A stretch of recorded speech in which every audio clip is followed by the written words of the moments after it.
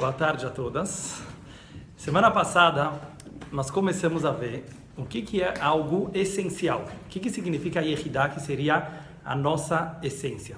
Então a gente fez duas definições que aparentemente são contraditórias e por isso é tão difícil de entender. Por um lado, algo essencial é algo sem palavras, indescritível. Lembra até que eu contei aquela história para você, que o menino ia falar o que é essência e o pai dele deu um tapa nele. Quer dizer, não tem palavras para definir uma coisa essencial. Então ela está longe, de certa forma, de tudo que a gente pode imaginar e por isso ela é a essência e não algo específico. Por outro lado, a prova que aquilo é a essência é que ela está dentro de tudo. Então isso é tão difícil da nossa cabeça entender, porque como pode ser algo que está separado de tudo e dentro de tudo ao mesmo tempo? E aí ele deu o exemplo do azeite, que é, por um lado, um líquido que ele boia em cima de qualquer outro líquido, que ele não se mistura, mas ao mesmo tempo algo oleoso, como o azeite, penetra dentro da pele, por exemplo, ou de qualquer coisa sólida. Então ele queria mostrar que existe até uma comida, né, uma coisa física que poderia ser comparado com a Hassidut. Então o que a gente vai começar a tentar entender, porque até agora a gente falou a teoria, agora o Rebbe vai trazer um exemplo da Torá, onde a gente percebe que quando você revela a essência da Torá, que por um lado é uma explicação não específica, a gente já vai tentar entender o que significa não específico, justamente essa explicação, ela tem o poder de dar vida e iluminação. Acho que essas são as melhores palavras. Tentam lembrar essas palavras. Hassidut está muito ligado sempre com luz e vida, porque tanto luz como vida, olha que interessante, é algo que eu acho que ele não traz aqui, mas é trazido em outros lugares da Hassidut, que essas duas palavrinhas, luz e vida, que a gente usa muito como palavras boas e positivas, elas têm algo muito forte em comum. Qual é? Elas não acrescentam nada.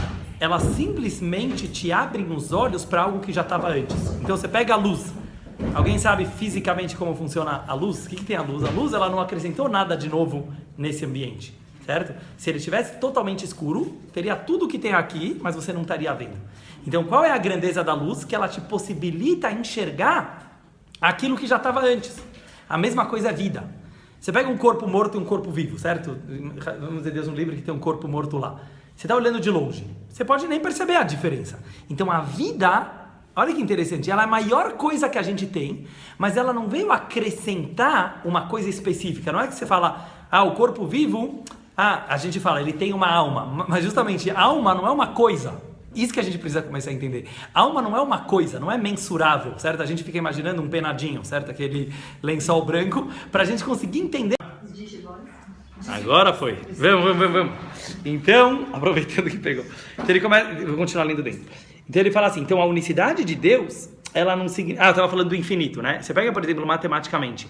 Tudo perante o infinito é igual a zero. Essa que é a definição de infinito. Então, 1 perante o infinito, 0. 1 milhão perante o infinito, 0. Então, o que ele está falando aqui é que o infinito de Hashem é mais profundo do que isso. Porque não é você falar o mundo é zero. O mundo não existe porque Deus é infinito. E sim que a própria realidade dos mundos, do jeito que ela é definida por tempo e espaço, ele enfatiza aqui isso aqui de novo, elas são unificadas totalmente com a essência infinita de Hashem. Vocês entendem como é uma coisa muito mais profunda? Eu vou tentar explicar isso aqui um pouco melhor. Eu me lembro que quando a gente falou, uma aula sobre, um outro tema era sobre escolhas, mas a gente entrou na questão do infinito. Eu me lembro que eu falei isso aqui para vocês na escola, que o infinito de Hashem não é um infinito que iguala tudo, é um infinito que perante ele tudo é especial. Tem a ver com essa ideia. Qual que é essa ideia que ele está querendo falar aqui? Ele quer falar assim, Hashem ele é tão infinito, mas tão infinito, que não é que ele nega tudo, que tudo perante ele é igual a zero, que essa é a definição matemática de infinito.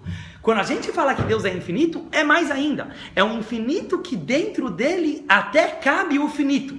É como se você fosse falar assim, ele é o infinito matemático também, quer dizer, perante ele tudo teoricamente não vale nada, mas ele pode até mesmo criar algo finito dentro desse próprio mundo infinito.